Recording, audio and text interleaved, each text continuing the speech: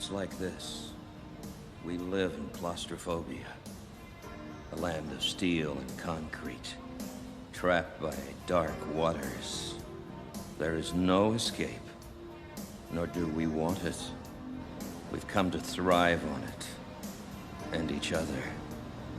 You can't get the adrenaline pumping without the terror, good people.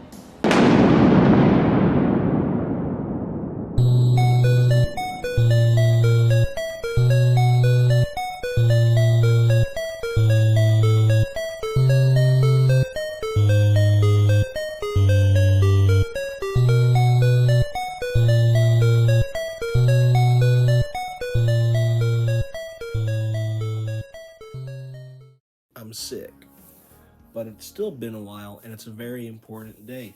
It's Friday the 13th, so that means we have to talk about one of the Friday the 13th films. Because it's my review and I get to pick, I have decided I'm going to talk about, well, my favorite Friday the 13th movie. I love it to pieces. That's Friday the 13th, Part 8. Jason Takes Manhattan. Yes, you heard that right. Jason Takes Manhattan is my favorite Friday the 13th movie. And we'll get into that. But first, a little bit of insight here. This was at the tail end of Friday the 13th's really big mainstream popularity in the 1980s. And this film encapsulates everything that maybe is right about the series and everything that's wrong about the series as well. I mainly enjoy it as a fun little watch that you can have with your friends, you can have a good time with. And I don't take it at face value. If I wanted a serious movie, well, maybe I would go ahead and watch. That's a different story. The reason I like this movie is because it's fun. And there are several fun things about it that I happen to really, really enjoy.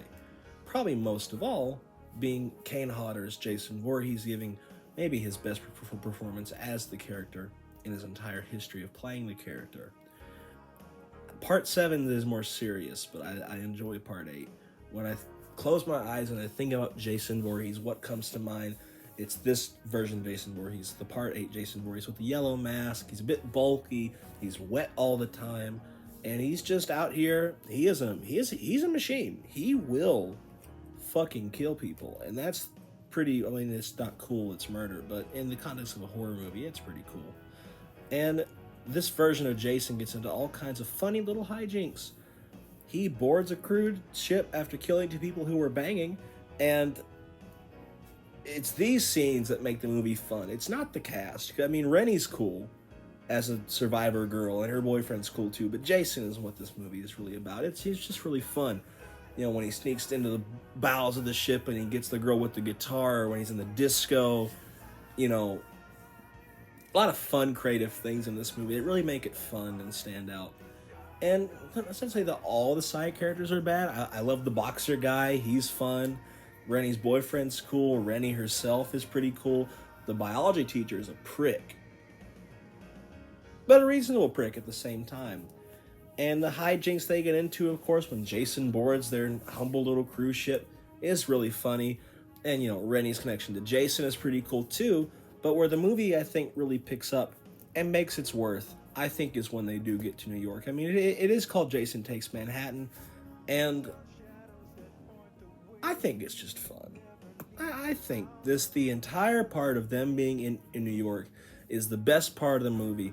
It's, you know, in the alley when Jason defends Rennie from all the muggers, you know, when the boxing scene on the roof and he punches the guy's head off, you know, when he kicks over the boombox and shows them his face, and that iconic scene of Jason Voorhees in Times Square. Truly amazing. I love that scene every time. And this movie has a lot of good things about it. But it doesn't mean there aren't some bad things. By this point, it was a cliche. These movies were very cliche and a bit campy. And they didn't really adhere to the Friday the 13th lore as we know it, because it shows this little Jason where he's over here, and he's, I don't know, he just doesn't match up to the final one. And I mean, there's some things I don't like, you know. It can be slow, it can be a little at times. I mean, some of these characters are so forgettable and bland, and it is another slasher, but you know, those are the negatives here. But the things that triumph that, you know, Kane Hodder's Jason, Rennie, and all them, but it's the vibe. It's a fun movie to vibe to. You know, you got the banging ass intro music. I love that song.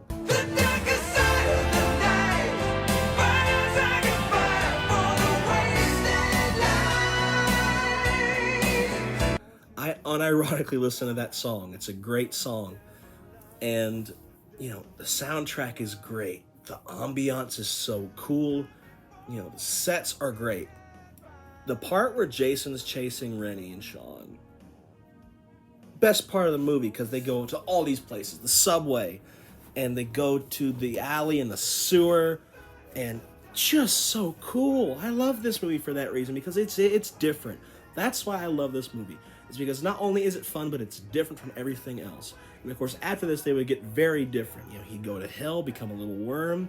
He would go to space and become a freaking robot. Then he'd fight Freddy Krueger. But this is where I think the scale is not tipped yet. It's just where it needs to be.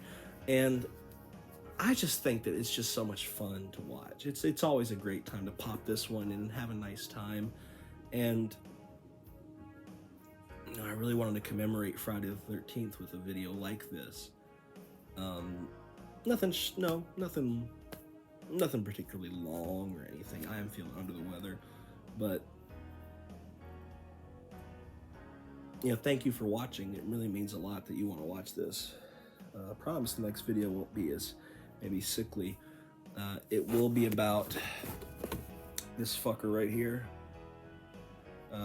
He's crazy, but yeah, thank you for watching. See you later.